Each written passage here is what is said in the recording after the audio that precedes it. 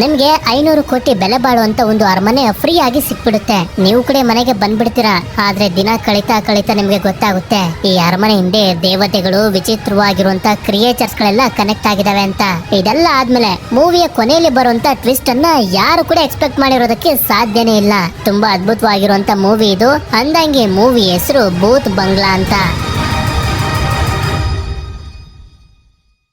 ಮೂವಿಯ ಮೊದಲ ಸೀನ್ನಲ್ಲಿ ತುಂಬಾ ಜೋರು ಮಳೆ. ಒಂದು ಫ್ರೆಂಡ್ಸ್ ನ ಗ್ರೂಪ್ ನವರು ಮಂಗಳಪುರದ ರೈಲ್ವೆ ಸ್ಟೇಷನ್ ಗೆ ಬರ್ತಾರೆ. ಇವರು ಇಲ್ಲಿಂದ ಡೆಲ್ಲಿಗೆ ಹೋಗ್ಬೇಕು. ಆದ್ರೆ ಆಗ ಇವರಿಗೆ ಗೊತ್ತಾಗುತ್ತೆ ಮಳೆ ತುಂಬಾ ಜೋರ್ ಇರೋದ್ರಿಂದ ಟ್ರೈನ್ ಗಳೆಲ್ಲ ತುಂಬಾ ಲೇಟ್ ಆಗಿ ಬರ್ತವೆ ಅಂತ. ಇಲ್ಲೇ ಒಬ್ಬ ವ್ಯಕ್ತಿ ಬೆಂಕಿ ಹಾಕೊಂಡು ಕುಂತಿರ್ತಾನೆ. ಆಗ ಈ ಹುಡುಗರು ಈ ವ್ಯಕ್ತಿ ಹತ್ರ ಬಂದು ಕೇಳ್ತಿರ್ತಾರೆ, ನಾವು ಮಂಗಳಪುರಕ್ಕೆ ಮದ್ವೆಗೆ ಅಂತ ಬಂದಿದ್ವಿ. ಆದ್ರೆ ಅಲ್ಲಿ ಜನರು ಮಾತಾಡ್ಕೊಳ್ತಿದ್ರು, ಮೊದ್ಲು ಈ ಮಂಗಳಪುರದಲ್ಲಿ ಮದ್ವೆ ನಡೀತಿರ್ಲಿಲ್ವಂತಲ್ಲ, ಅದು ಏನಕ್ಕೆ ಅಂತ. ಆಗ ಈ ವ್ಯಕ್ತಿನೂ ಕೂಡ ಹೇಳೋದಕ್ಕೆ ಶುರು ಮಾಡ್ತಾರೆ. ಸೀನ್ ತುಂಬಾ ವರ್ಷಗಳ ಕಾಲ ಹಿಂದಕ್ಕೆ ಬರುತ್ತೆ. ಬಸ್ ನಲ್ಲಿ ಒಂದು ಫ್ಯಾಮಿಲಿ ಅವರು ಮದ್ವೆನ ಮುಗಿಸಿ ಗಂಡು ಹೆಣ್ಣನ್ನ ಕರ್ಕೊಂಡು ಮನೆಗೆ ಹೋಗ್ತಾ ಇರ್ತಾರೆ. ಆದ್ರೆ ಮರ ಬಿದ್ದೋಗಿರೋದ್ರಿಂದ ರೋಡ್ ಜಾಮ್ ಆಗೋಗಿರುತ್ತೆ.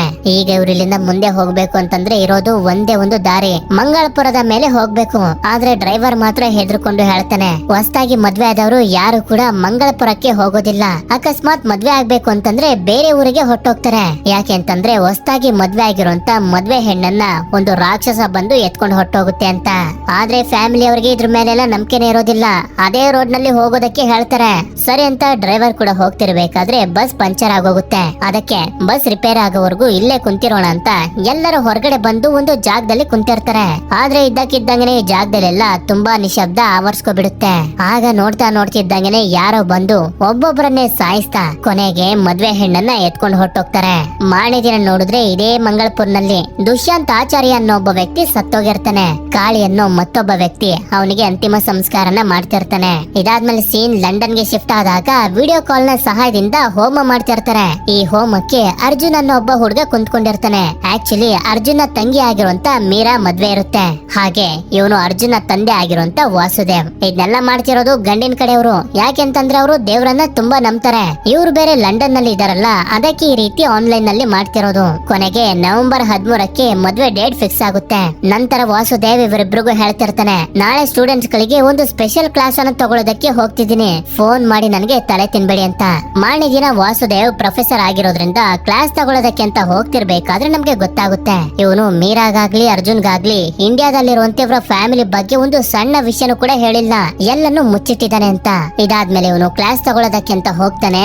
ಆದ್ರೆ ಅವನು ಹೋಗ್ತಿದ್ದಂಗೆನೆ ಒಬ್ಬ ಲಾಯರ್ ಬಂದು ಮೀರಾಗೆ ಹೇಳ್ತಾ ಹೋಗ್ತಾನೆ, ಇಂಡಿಯಾದಲ್ಲಿರುವಂತ ನಿಮ್ಮ ತಾತ ಆಗಿರೋ ದುಷ್ಯಂತ್ ಆಚಾರ್ಯ ಅವರು ಸತ್ತೋಗಿದ್ದಾರೆ. ಅವರ 500 ಕೋಟಿ ಬೆಲೆ ಬಾಳುವಂತ ಪ್ಯಾಲೇಸ್ ಅನ್ನ ನಿಮ್ಮ ಹೆಸರಿಗೆ ಬರ್ದಿದ್ದಾರೆ ಅಂತ. ಇದನ್ನ ಇಬ್ರು ಕೂಡ ನೋಡ್ತಾರೆ. ಆದ್ರೆ ಇಬ್ರಿಗೂ ತುಂಬಾ ಶಾಕ್ ಆಗುತ್ತೆ. ಯಾಕೆ ಅಂತಂದ್ರೆ ಇವರ ಫ್ಯಾಮಿಲಿ ಹಿಸ್ಟರಿ ಬಗ್ಗೆ ಇವರಿಗೆ ಏನು ಕೂಡ ಗೊತ್ತಿಲ್ಲ. ಅದಕ್ಕೆ ಇದ್ರ ಬಗ್ಗೆ ಕೇಳೋದಕ್ಕೆ ಇವರ ತಂದೆಗೆ ಕಾಲ್ ಮಾಡಿದ್ರೆ ಇವನಂತೂ ಫ್ಲೈಟ್ ಲೇಟ್ ಆಗುತ್ತೆ ಅಂತ ಪಿಕ್ ಮಾಡೋದಿಲ್ಲ. ಇವರಿಬ್ರಿಗೂ ಒಂದು ಐಡಿಯಾ ಬರುತ್ತೆ, ಮದ್ವೆ ಮಾಡೋದಕ್ಕೆ ಹೇಗಿದ್ರು ಸರಿಯಾಗಿರುವಂತ ಮಂಟಪ ಇವರಿಗೆ ಸಿಕ್ತಿಲ್ಲ. ಆದ್ರಿಂದ ಅದೇ ಪ್ಯಾಲೇಸ್ ಗೆ ಹೋಗಿ ಮೀರಾ ಮದ್ವೆನ ಮಾಡಿ ಮುಗಿಸಿದ್ರೆ ಹೇಗೆ ಅಂತ ಮತ್ತೆ ಇದ್ರ ಬಗ್ಗೆ ಮಾತಾಡೋದಕ್ಕೆ ವಾಸುದೇವ್ಗೆ ಕಾಲ್ ಮಾಡ್ತಾರೆ. ಆದ್ರೆ ಇವನು ಕ್ಲಾಸ್ ನಲ್ಲಿ ಬಿಜಿ ಆಗಿರೋದ್ರಿಂದ ಮತ್ತೆ ಅವರ ಕಾಲ್ ಅನ್ನ ಇಗ್ನೋರ್ ಮಾಡ್ಬಿಡ್ತಾನೆ.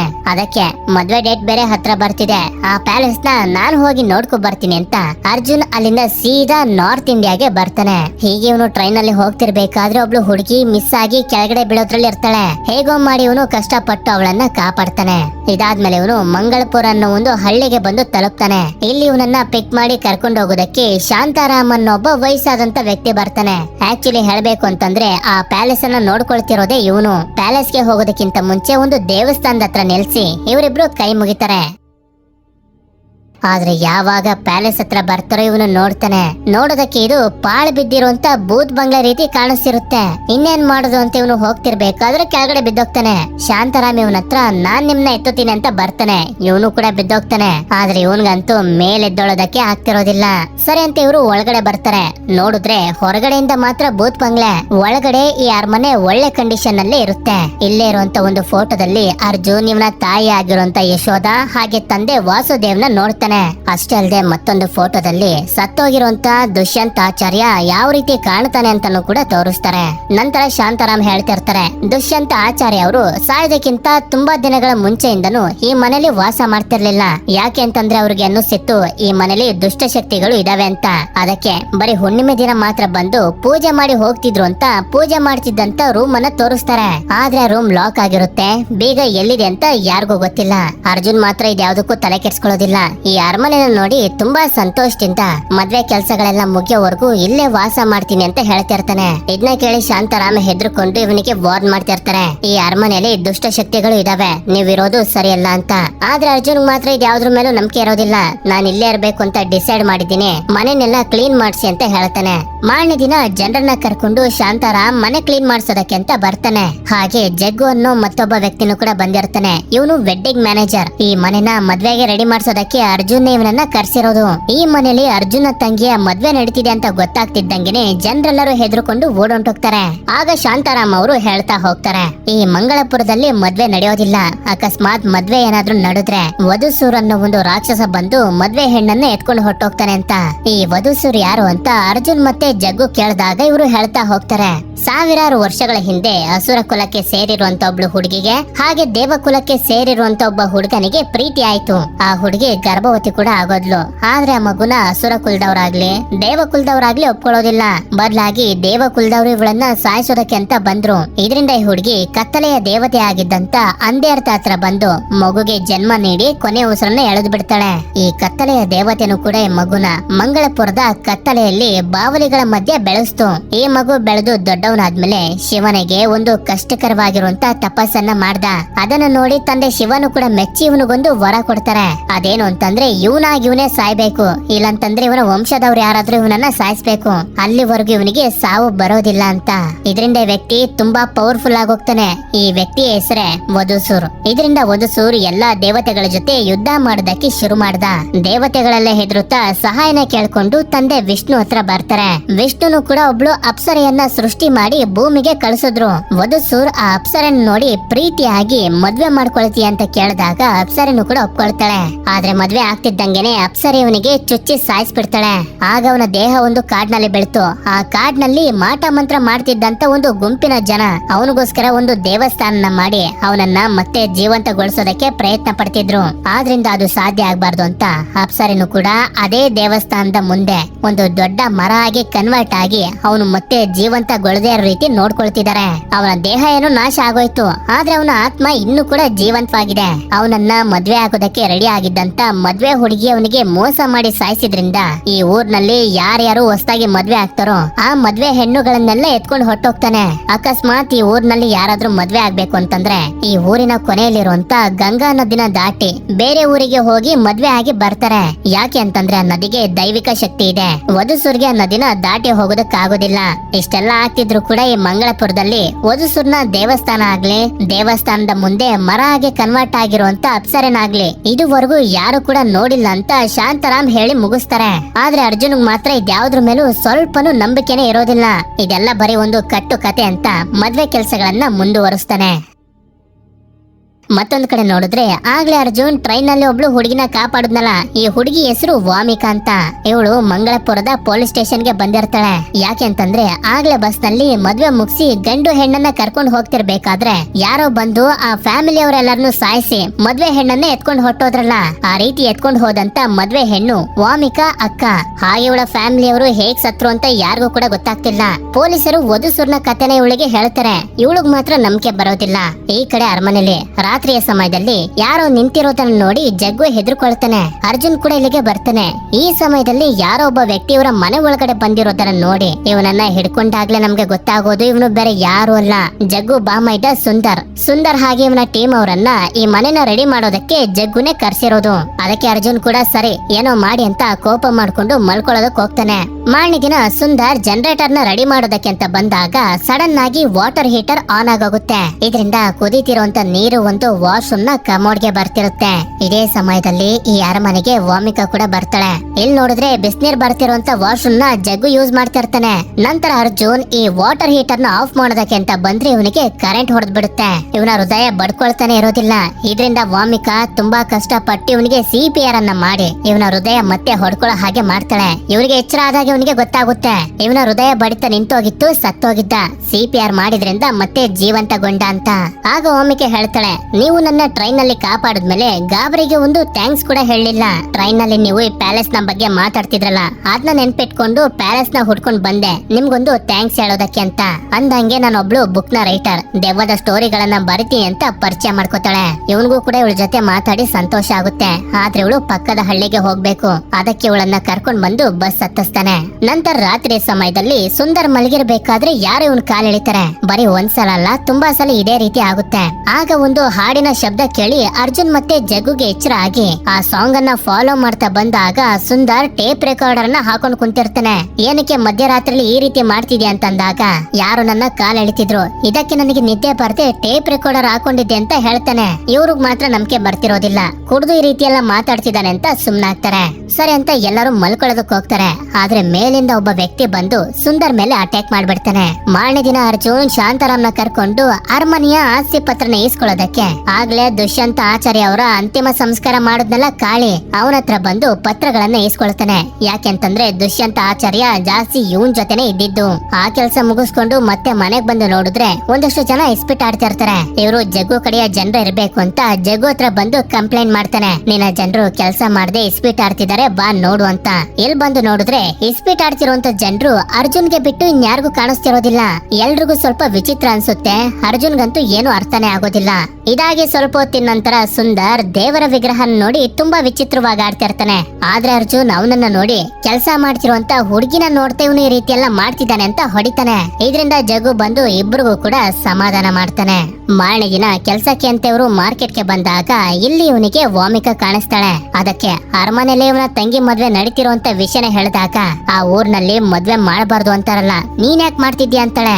ಅದ್ರ ಮೇಲೆಲ್ಲ ನನ್ಗೆ ನಂಬಿಕೆ ಇಲ್ಲ ಅಂತ ಇವನ್ ಹೇಳ್ತಾನೆ. ಇದಾದ್ಮೇಲೆ ರಾತ್ರಿಯ ಸಮಯದಲ್ಲಿ ಸುಂದರ್ಗೆ ಎಚ್ಚರ ಆಗಿ ಓಡಾಡ್ತಿರೋದನ್ನ ಅರ್ಜುನ್ ನೋಡಿ ನಿನ್ ಬಾಮಾಯ್ದ ಏನ್ ಮಾಡ್ತಿದ್ದಾನೆ ತೋರಿಸ್ತೀನಿ ಬಾ ಅಂತ ಜಗ್ಗುನು ಕೂಡ ಕರ್ಕೊಂಡ್ ಬರ್ತಾನೆ. ಆದ್ರೆ ಸುಂದರ್ ಮಾತ್ರ ಪ್ರಜ್ಞೆನೆ ಇಲ್ದಿರೋ ಒಂದ್ ರೀತಿ ನಡೀತಾ ನಡೀತಾ ಕಾಡಿನ ಒಳಗಡೆ ಬರ್ತಾನೆ. ಇವರು ಕೂಡ ಇವನನ್ನ ಫಾಲೋ ಮಾಡ್ಕೊಂಡ್ ಬಂದು ಏನ್ ಮಾಡ್ತಿದ್ಯ ಅಂತ ಕೇಳಿದಾಗ ಮುಂದೆ ಜಾಗನ ತೋರಿಸಿ ಅದು ವಧುಸೂರ್ನ ದೇವಸ್ಥಾನದ ಕಳಶ, ಅದ್ರ ಕೆಳಗಡೆ ಪೂರ್ತಿ ದೇವಸ್ಥಾನ ಇದೆ ಅಂತ ಹೇಳ್ತಾನೆ. ಇದೇ ಸಮಯದಲ್ಲಿ ಆ ಕಳಶದ ಮುಂದೆ ಮರ ಆಗಿ ಕನ್ವರ್ಟ್ ಆಗಿರುವಂತ ಅಪ್ಸರೆ ಕೂಡ ನಮ್ಗೆ ಕಾಣಿಸ್ತಾಳೆ.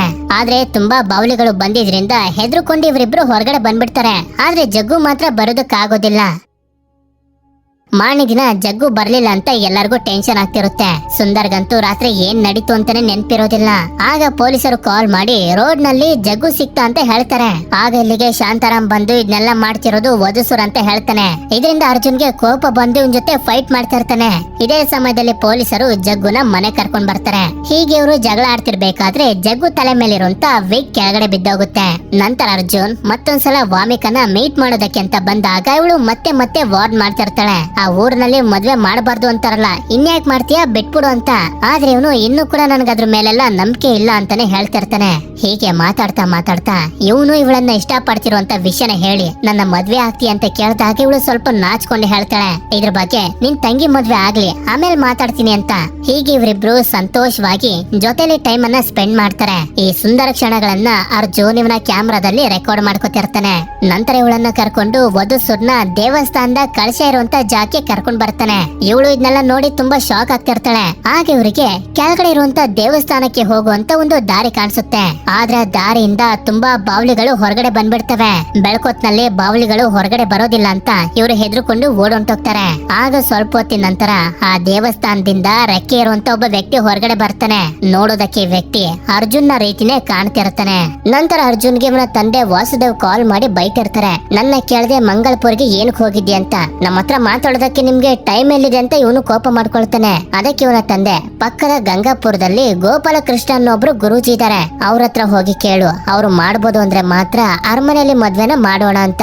ಆದ್ರಿಂದ ಇವನು ಕೂಡ ಗೋಪಾಲಕೃಷ್ಣ ಗುರುಜಿ ಹತ್ರ ಬರ್ತಾನೆ. ಇವರು ಹೇಳ್ತಿರ್ತಾರೆ, ಕಾಡ್ನಲ್ಲಿ ಮಾಟ ಮಂತ್ರ ಮಾಡ್ತಿದ್ದಂತ ಜನರು ಹೊಸದಾಗಿ ಮದ್ವೆ ಆಗಿರುವಂತ 13 ಹೆಣ್ಣು ಮಕ್ಕಳನ್ನ ಬಲಿ ಕೊಟ್ಟು ವಧುಸೂರ್ನ ಜೀವಂತಗೊಳಿಸೋದಕ್ಕೆ ಪ್ರಯತ್ನ ಪಡ್ತಿದ್ರು. ಆದ್ರಿಂದಾನೇ ಮಂಗಳಪುರದಲ್ಲಿ ಮದ್ವೆ ಆದಂತ ಹೆಣ್ಣು ಮಕ್ಕಳು ಕಾಣೆ ಆಗ್ತಿದ್ರು. ಈಗ ನನಗನ್ಸೋ ಪ್ರಕಾರ ಮಂಗಳಪುರದಲ್ಲಿ ಆ ರೀತಿ ಪ್ರಾಬ್ಲಮ್ ಏನು ಇಲ್ಲ. ಯಾಕೆ ಅಂತಂದ್ರೆ ನಿನ್ ತಾತ ಆಗಿದ್ದಂತ ದುಷ್ಯಂತ ಆಚಾರ್ಯ ಅವರನ್ನ ಅವರು ಸಾಯೋದಕ್ಕಿಂತ ಮುಂಚೆ ನಾನು ಭೇಟಿ ಮಾಡಿದ್ದೆ. ಅವರು ಹೇಳ್ತಿದ್ರು ಈಗ ಮಂಗಳಪುರದಲ್ಲಿ ಆತರ ಪ್ರಾಬ್ಲಮ್ ಏನು ಇಲ್ಲ, ಮದ್ವೆ ನಡಿಬಹುದು ಅಂತ. ಆದ್ರೂ ಕೂಡ ಅರಮನೆನ ಚೆಕ್ ಮಾಡೋದಕ್ಕೆ ನನ್ನ ಶಿಷ್ಯ ಆಗಿರುವಂತ ರಾಮ್ ಶಾಸ್ತ್ರಿನ ಕಳಿಸ್ಕೊಡ್ತೀನಿ ಅಂತ ಹೇಳ್ತಾರೆ. ಆದ್ರಿಂದ ರಾಮ್ ಶಾಸ್ತ್ರಿ ಅವರು ಅರಮನೆಗೆ ಬಂದು ಇಲ್ಲಿ ದುಷ್ಟಶಕ್ತಿ ಇದೆಯಂತ ಚೆಕ್ ಮಾಡೋದಕ್ಕೆ ಶುರು ಮಾಡ್ತಾರೆ. ಆಗ ಬೀಗ ಇಲ್ವಲ್ಲ, ಪೂಜೆ ಮಾಡುವಂತ ರೂಮು ಆ ಕಡೆಗೆ ದುಷ್ಟಶಕ್ತಿ ಇದೆ ಅನ್ನೋ ಸಿಗ್ನಲ್ ಸಿಗುತ್ತೆ. ಇದರಿಂದ ಒಳಗಡೆ ಏನಿದೆ ಅಂತ ಇವರು ಚೆಕ್ ಮಾಡ್ತಿರ್ಬೇಕಾದ್ರೆ ಯಾರೋ ಜೋರಾಗಿ ತಳ್ತಾರೆ. ನಾನು ಈ ವಿಷಯನ ಗುರುಜಿಗೆ ಹೇಳ್ಬೇಕು, ದೀಪಗಳನ್ನೆಲ್ಲ ಹಚ್ಚಿ ಎಲ್ಲಾ ಬಾಕ್ಲುಗಳ ಮುಂದೆ ಹಿಡಿ ಅಂತ ಹೇಳ್ತಾರೆ. ನಂತರ ಅರ್ಜುನ್ ಅವರನ್ನ ರೈಲ್ವೆ ಸ್ಟೇಷನ್ಗೆ ಬಿಡೋದಕ್ಕೆ ಅಂತ ಹೋಗ್ತಿರ್ಬೇಕಾದ್ರೆ ಒಬ್ಬ ವ್ಯಕ್ತಿ ಕೈ ಸನ್ನೆ ಮಾಡ್ತಿದ್ದಂಗೆನೆ ಒಂದು ದೊಡ್ಡ ಚಂಡಮಾರುತನೇ ಇಲ್ಲಿ ಶುರು ಆಗ್ಬಿಡುತ್ತೆ. ಮುಂದೆ ಏನಾಗ್ತಿದೆ ಅಂತಾನು ಕೂಡ ಇವ್ರ ಕೈಲಿ ನೋಡೋದಕ್ ಆಗ್ತಿರೋದಿಲ್ಲ. ಒಂದ್ ಜಾಗದಲ್ಲಂತೂ ಲೈಟ್ ಕಂಬನೆ ಬಿದ್ದೋಗುತ್ತೆ. ಅದಕ್ಕೆ ಇವರಿಬ್ರು ಕಾರಿಂದ ಹೊರಗಡೆ ಬಂದು ಹತ್ರದಲ್ಲೇ ಒಂದು ದೇವಸ್ಥಾನ ಇದೆ, ತಪ್ಪಿಸ್ಕೊಳ್ಳೋದಕ್ಕೆ ಅಂತ ಅಲ್ಲಿಗೆ ಹೋಗ್ತಿರ್ತಾರೆ. ಅರ್ಜುನ್ ಏನೋ ದೇವಸ್ಥಾನದ ಒಳಗಡೆ ಬರ್ತಾನೆ. ಆದ್ರೆ ರಾಮ್ ಶಾಸ್ತ್ರಿ ಅವರು ಬರೋಷ್ಟ್ರಲ್ಲಿ ಒಂದು ಶೀಟ್ ಬಂದು ಇವನ ಕುತ್ತಿಗೆಗೆ ಹೊಡೆದು ತಲೆನೇ ಕಟ್ ಆಗೋಗುತ್ತೆ. ಈ ಕಡೆ ಮನೇಲಿ ಜಗ್ಗು ಬಟ್ಟೆಗೆ ಮಿಸ್ ಆಗಿ ಬೆಂಕಿ ಹತ್ಕೊಬಿಟ್ಟಿರುತ್ತೆ. ಇದಾದ್ಮೇಲೆ ಪೊಲೀಸರು ಇದೆಲ್ಲ ಒಂದು ಆಕ್ಸಿಡೆಂಟ್ ಬಿಟ್ಬಿಡಿ ಅಂತ ಅರ್ಜುನ್ಗೆ ಹೇಳ್ತಾರೆ. ಸರಿ ಅಂತ ಇವನು ಕೂಡ ಮನೆ ಒಳಗಡೆ ಬಂದ್ರೆ ದೀಪಗಳು ಹಾರೋಗ್ತವೆ. ಅದಕ್ಕೆ ಆ ಪೂಜಾ ರೂಮ್ ಬೀಗನ ಹೊಡೆಯೋದಕ್ಕೆ ನೋಡಿದ್ರೆ ಆಗೋದಿಲ್ಲ. ಆಗ ನಾವಾಗ್ಲೇ ನೋಡಿದ್ವಲ್ಲ ರೆಕ್ಕೆ ಇರುವಂತ ಅರ್ಜುನ್ ರೀತಿನೇ ಕಾಣುವಂತ ವ್ಯಕ್ತಿ, ಅವನ್ ಬಂದು ಇವನ್ ಮೇಲೆ ಅಟ್ಯಾಕ್ ಮಾಡ್ತಾ ಇರ್ತಾನೆ. ಇದರಿಂದ ಅರ್ಜುನ್ ಫೋನ್ ಬ್ಯಾಟರಿನ ಆನ್ ಮಾಡಿದಾಗ ಮಾಯ ಆಗೋಗುತ್ತೆ. ಅಂದ್ರೆ ಜೀವಿ ಬೆಳಕಿಂದ ಹೆದರ್ಕೊಳ್ಳುತ್ತೆ ಅಂತ. ಇದರಿಂದ ಹಿಂದೆಯಿಂದ ಅಟ್ಯಾಕ್ ಮಾಡೋದಕ್ಕೆ ನೋಡಿದ್ರೆ ಇವನು ಕಷ್ಟಪಟ್ಟು ಫ್ರಿಡ್ಜ್ ಡೋರ್ ಅನ್ನ ಓಪನ್ ಮಾಡ್ತಾನೆ. ಇದಾದ್ಮೇಲೆ ತಪ್ಪಿಸ್ಕೊಂಡು ಹೋಗ್ತಿರ್ಬೇಕಾದ್ರೆ ಮತ್ತೆ ಇವನ್ ಮೇಲೆ ಅಟ್ಯಾಕ್ ಮಾಡಿ ಈ ಸಲ ಸಾಯಿಸೋದಕ್ಕೆ ಪ್ರಯತ್ನ ಪಡ್ತಿರುತ್ತೆ. ಹಾಗೆ ಇವನು ಕಾರ್ ಲೈಟ್ ಅನ್ನ ಆನ್ ಮಾಡಿದ್ರಿಂದ ಜೀವ ಉಳಿಯುತ್ತೆ. ನಂತರ ಕಾರ್ನ ಒಳಗಡೆ ಬಂದು ಲೈಟ್ ಆನ್ ಮಾಡ್ಕೊಂಡೆ ಕುಂತ್ಕೊಬಿಡ್ತಾನೆ. ಮಾರನೇ ದಿನ ಜಗ್ಗುವನ ಹತ್ರ ಬಂದು ಈ ದೆವ್ವದ ಕಾಟ ತುಂಬಾ ಜಾಸ್ತಿ ಆಗಿದೆ, ನಾನು ಬೇರೆ ಯಾವ್ದಾದ್ರು ಹೋಟೆಲ್ ನಲ್ಲಿ ಉಳ್ಕೋತೀನಿ ಅಂತ ಹೋಗ್ತಿರ್ತಾನೆ. ಆದ್ರೆ ಅರ್ಜುನ್ ಡಿಸೈಡ್ ಮಾಡ್ಬಿಟ್ಟಿದ್ದಾನೆ ಮದ್ವೆನ ನಿಲ್ಲಿಸ್ಬೇಕು ಅಂತ. ನಂತರ ಮಂಗಳಪುರ್ಗೆ ಬರ್ತಿರುವಂತ ವಾಸುದೇವ್ಗೆ ಅರ್ಜುನ್ ಕಾಲ್ ಮಾಡಿ ಮದ್ವೆ ನಿಲ್ಲಿಸ್ತಿರುವಂತ ವಿಷಯನ ಹೇಳ್ತಾನೆ. ಆದ್ರೆ ಗಂಡನ್ ಕಡೆಯವರನ್ನ ಒಪ್ಪಿಸೋದೇ ದೊಡ್ಡ ಕಷ್ಟ.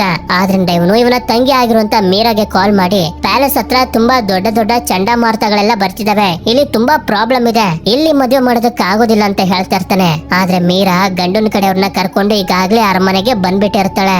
ಈಗ ಗಂಡನ ಕಡೆಯವ್ರಿಗೆ ಈ ಅರಮನೆಯಲ್ಲಿ ಮದ್ವೆ ಮಾಡೋದಕ್ಕಾಗೋದಿಲ್ಲ ಅಂತ ಹೇಳೋದಕ್ಕಾಗೋದಿಲ್ಲ.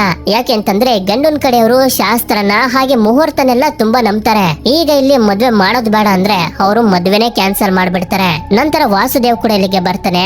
ಆದ್ರಿಂದ ಇವರಿಬ್ರು ಪರಿಹಾರನ ಕೇಳ್ಕೊಂಡು ಗೋಪಾಲಕೃಷ್ಣ ಅವ್ರ ಹತ್ರ ಬರ್ತಾರೆ. ಇವರು ಕೂಡ ಹೇಳ್ತಾ ಹೋಗ್ತಾರೆ, ವಧುಸೂರ್ನ ಶಕ್ತಿ ವರ್ಕ್ ಆಗೋದು ಬರೀ ರಾತ್ರಿಯ ಸಮಯದಲ್ಲಿ ಮಾತ್ರ. ಆದ್ರಿಂದ ನಾವು 12 ಗಂಟೆ ಅಷ್ಟರಲ್ಲಿ ಮದ್ವೆನ ಮಾಡಿ ಕತ್ಲೆ ಆಗೋಷ್ಟರಲ್ಲಿ ಗಂಗಾ ನದಿನ ದಾಟಿ ಹೋದ್ರೆ ಯಾವುದೇ ತರದ ಪ್ರಾಬ್ಲಮ್ ಆಗೋದಿಲ್ಲ.